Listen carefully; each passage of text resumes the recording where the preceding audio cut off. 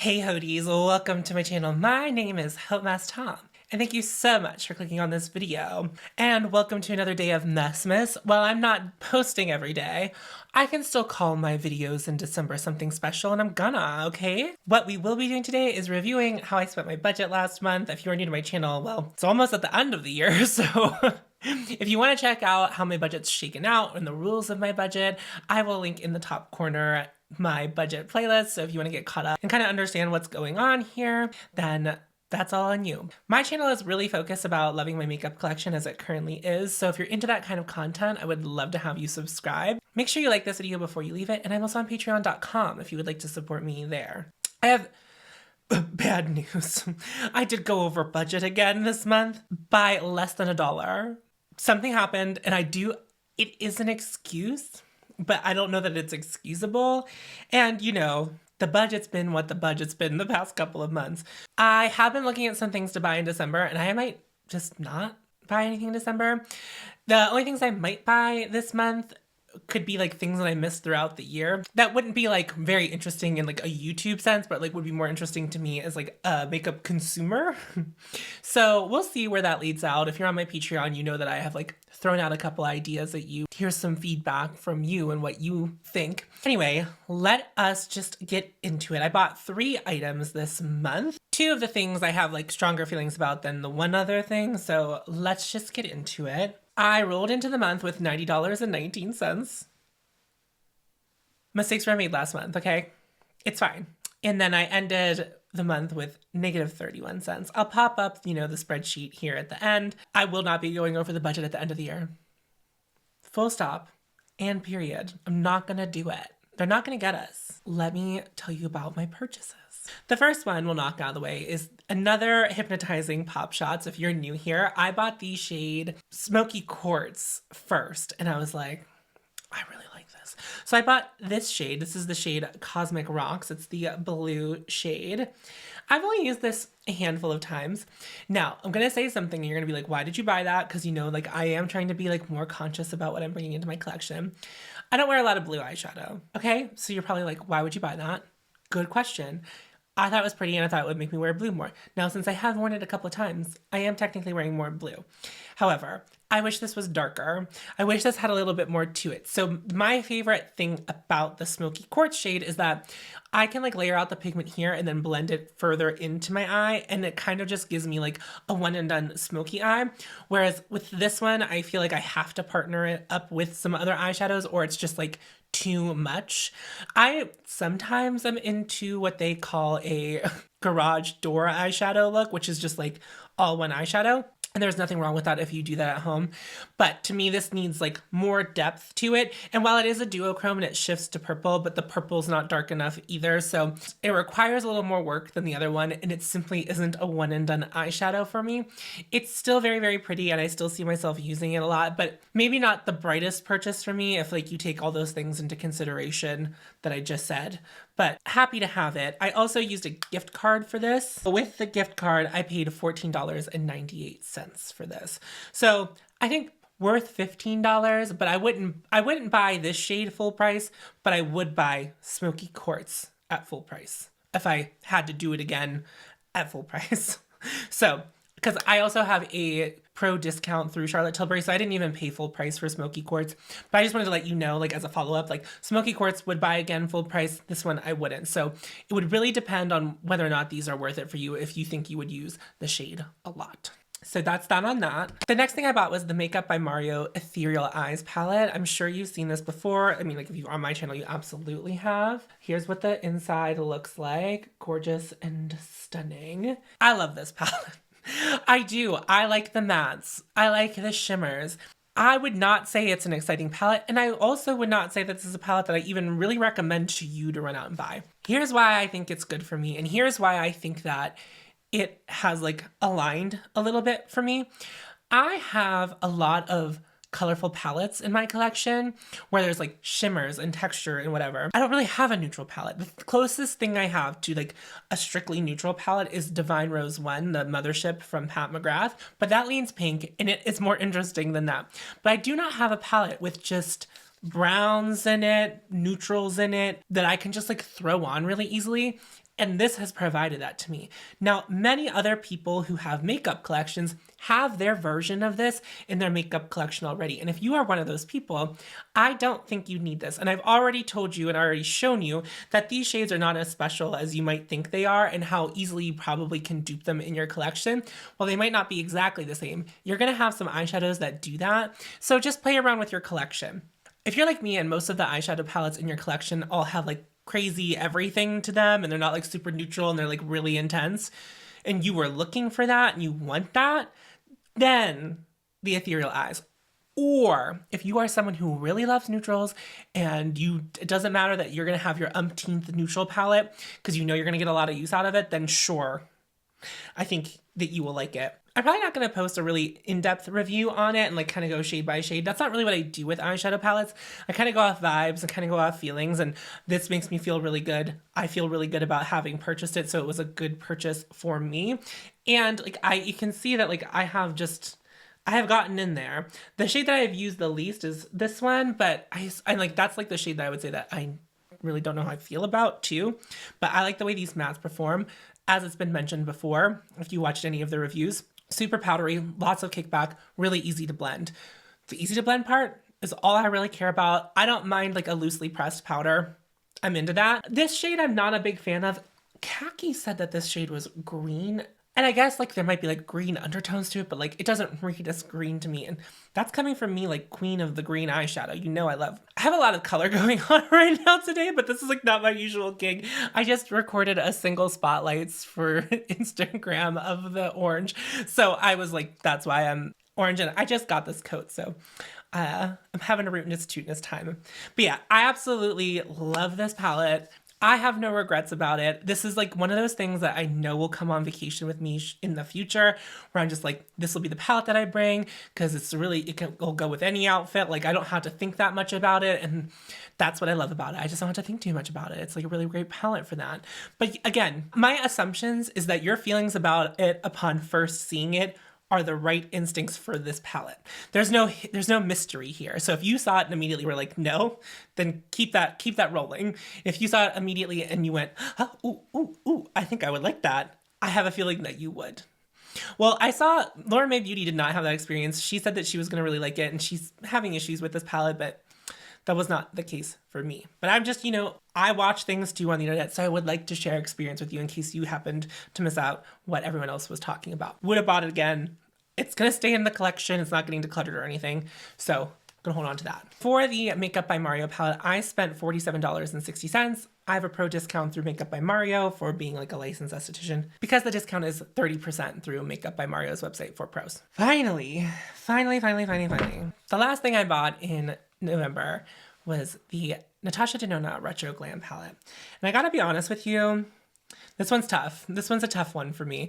If you haven't seen it, here's what it looks like. I am planning on doing another video of this, and I do think I'm gonna do like a final review on this one, unlike the Makeup by Mario, because my feelings are a little more complex on this one. I have bought a couple of eyeshadow palettes throughout this year, and it's definitely not one of the things that I buy the most of. For me to be interested in an eyeshadow palette, it has to like really bring something special, in my opinion. Like obviously not everyone's gonna agree with what I think is special, and I might not agree with what you think is special. I obviously really loved the mini retro. Whenever this came out, I was like, yes, full-size mini retro. I never want to reach for it. There were so many days where I was thinking before I did my makeup, I was like, I'm going to use the Retro Glam palette and just like get my head around it some more.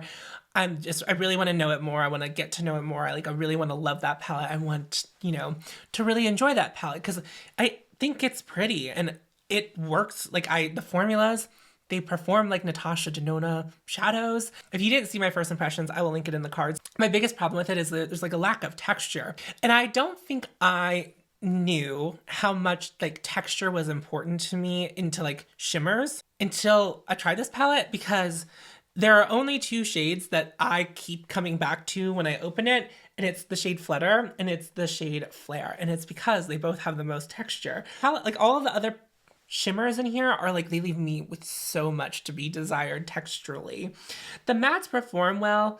I don't find that they read exactly the same on my skin, but I also almost am as white as paper. So it's of course they're going to show up a lot better on me than they would if you have like any kind of depth to your skin. So like if you're like light medium, they might show up like much differently on you. These show up much more green on the skin than I was expecting because they look taupey in the palette, but whenever you put them on the skin, they like morph into like more of a green situation.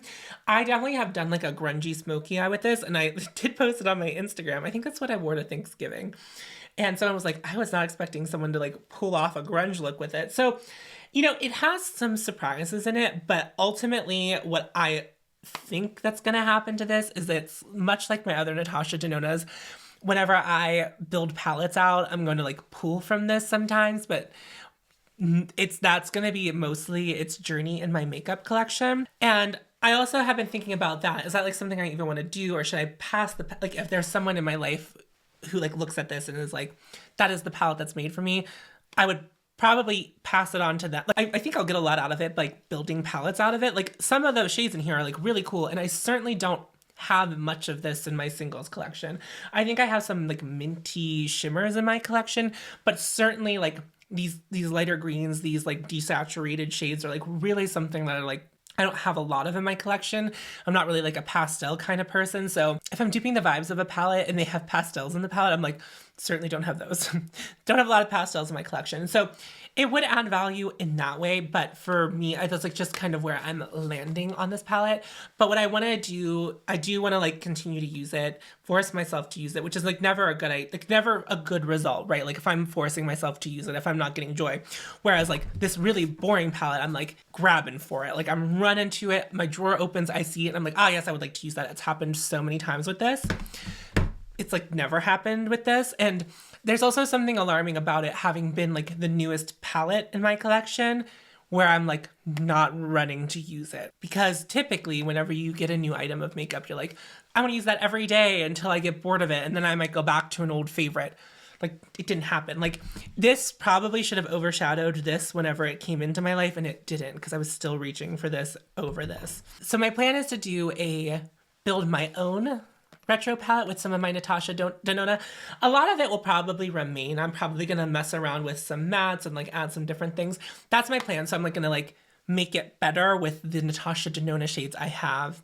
And then I'll swing back and just kind of do a more in-depth review. But it might not even be warranted. It's not on my calendar for the month of December. I have my December all planned out as far as content goes. And so it would be squeezed in somewhere if I did want to do that. If you think that would be worthwhile, you are someone who watches my channel a lot, let me know in the comments down below if you like want me to report back on that, or if like all that I said has been enough for you. Because I'm open to either.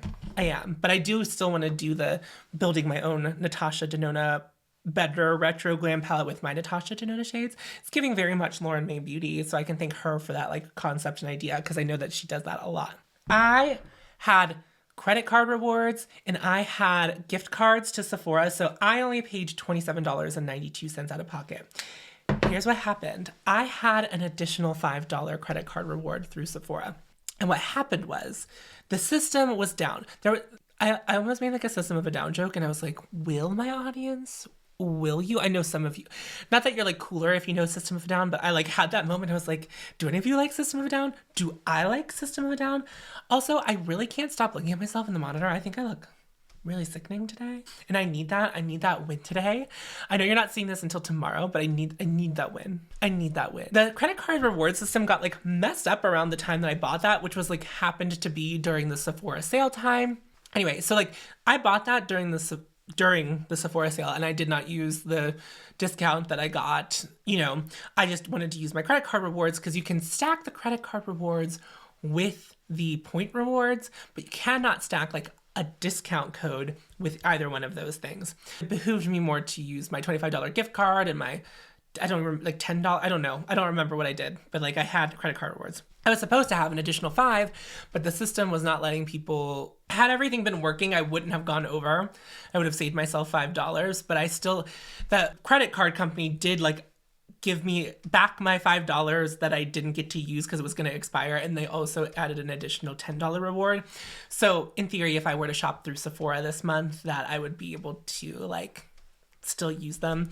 Who knows if I will? Like I'm still sitting in that space this month that I'm not sure whether or not I'm going to buy anything.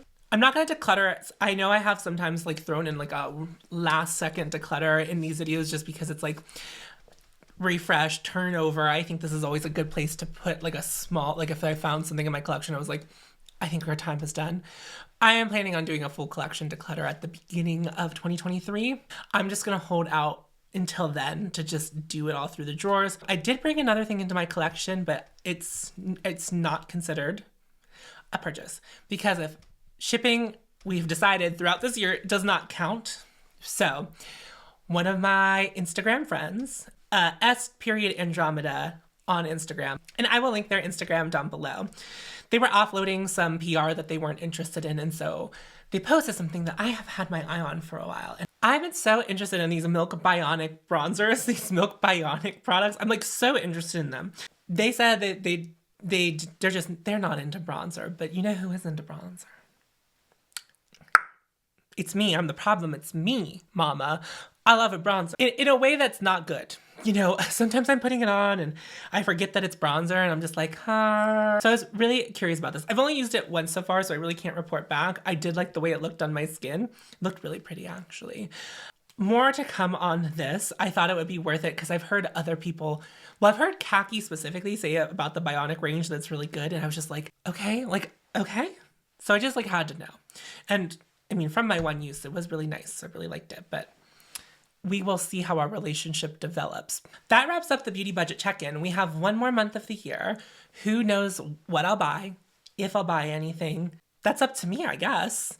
I'm wondering if I'll get another, sometimes our company gives out like a larger gift card at the end of the year.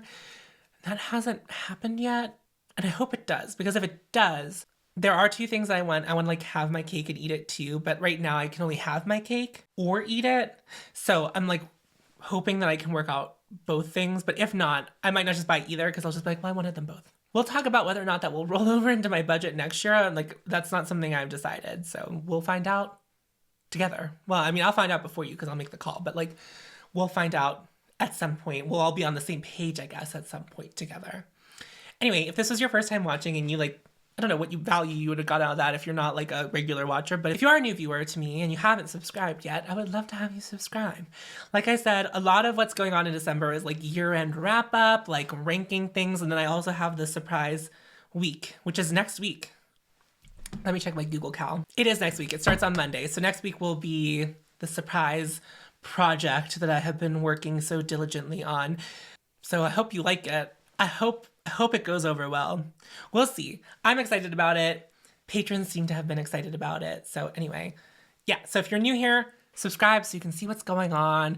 And this is also like a really good time to subscribe too, because I am reflecting on all the things that I bought this year.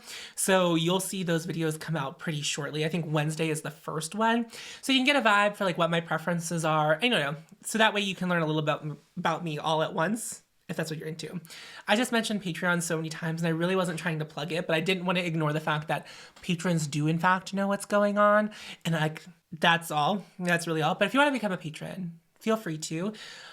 If you haven't heard my spiel before, patrons at any level get all the same thing. I only promise 2 additional videos every month. Sometimes I get in an editing mood and I have things to release early to patrons, so they'll get early access sometimes, but it's not promised. Pay what you want. Everyone gets the same thing. It's just a way to support my channel. But if you cannot afford it or you do not want to do it, there's no harm, no foul. I just really appreciate that you are here watching my video, and like giving it a like is like means much more to me here on this platform. So if you could do that, give it a like, I'd appreciate it. And that's that. That's all the things. There's a lot of things. There was a lot of sales pitching happening here and it was tough for me. So thank you all so much for watching, and remember to follow your hote. Look at that hand. And you will find me. I will see you in my next video. Bye. Friend.